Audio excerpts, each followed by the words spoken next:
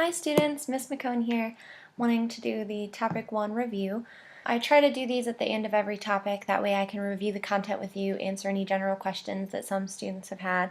And again, just to check in, kind of like I said in the first video, want to make sure that you know that it's not a robot at the end of this class and that there is someone here reviewing your content and helping you along in the course. So, let's get started. Overall, really great job on the forum. I enjoyed reading those posts a lot, and most of you did a phenomenal job.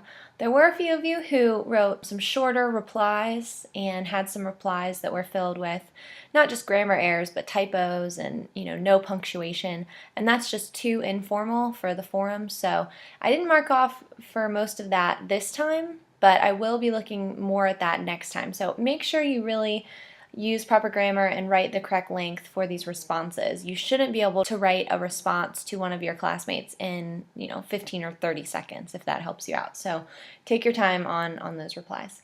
There is a review of the forum posted under topic 1. Here you can see it. I put a new heading on it, which I'll try to do whenever I add new resources that weren't originally there. That way they stick out to you. So make sure to review this. There's a lot of content here, but I promise you it will help you as we continue to work together in this class if you read my notes that respond to your forum posts. Now, as you know, the investigation reports are due this Friday. I love this assignment. I can't wait to see what you figured out in this interview. If you did a phone interview or anything audio, do your best to transcribe that and turn that in as part of the appendix on your report. It says that right in the assignment guidelines that you should include that interview. So do that to the best of your ability. That's not the most important part of the assignment, so don't feel like that's what you need to spend the most time on, but it is important that you have some kind of description or script of how the interview went. And then a lot of you have asked me about headings, and I understand why. I talk about that a couple times in the assignment description. But just as a general overview, please understand that most headings can be pretty simple. Can say things like methodology or results, which is typical of the content in your report, so that should be pretty obvious. What you want to do is be careful of subheadings. Make sure that they're descriptive. So if you decide to use subheadings, and every report's different, so you may or may not need those to divide your content, but let's say you have a results section and your interviewee talked a lot about results for communication in 2 different areas. He or she focused a lot on communication with clients in his or her business, and he or she talked a lot about communicating with the board of directors.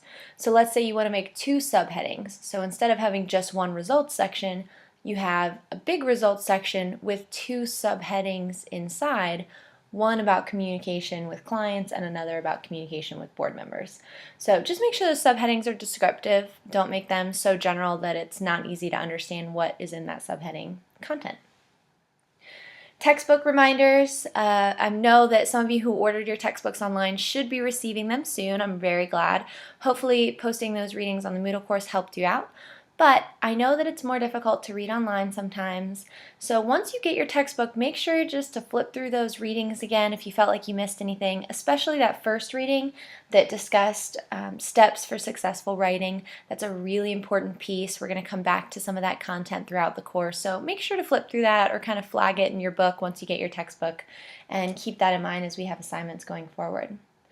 The last thing I want to mention, many of you talked about layout and document design in your forum posts, and I received more comments about that than I normally do in other semesters, and that was really exciting for me.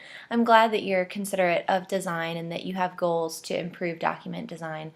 That's always been a part of this class, but since so many of you commented on it, I've decided to create another resource for our next topic. What I'm going to do is kind of create a video that shows you how I improve a document's design, and so you'll be able to see my computer screen and see what I edit and how I change content. So hopefully that'll be helpful. It's not there now. I'm still working on it, but I wanted to let you know that that's coming. So there is a layout and design PowerPoint in topic number 2, our next topic, but I'm going to add another resource to that sometime either next week or the week after, so that you have something more to review before the career assessment memo. Now, as we're finishing up topic 1, make sure to look at your topic 2 calendar. This assignment has a workshop. Your assignment document, the career assessment memo, doesn't need to be completely finished by the time the workshop starts, but you should have a really good draft. you don't want to miss this opportunity to receive feedback about this document. So keep that in mind, look at those workshop deadlines, and make sure you have that in your calendar and that you're thinking about that as we approach topic 2. As always, if you have any questions, please feel free to email me. Thank you for listening to this topic 1 review, and I look forward to reading your investigation reports this Friday. Have a great weekend, everyone. Bye.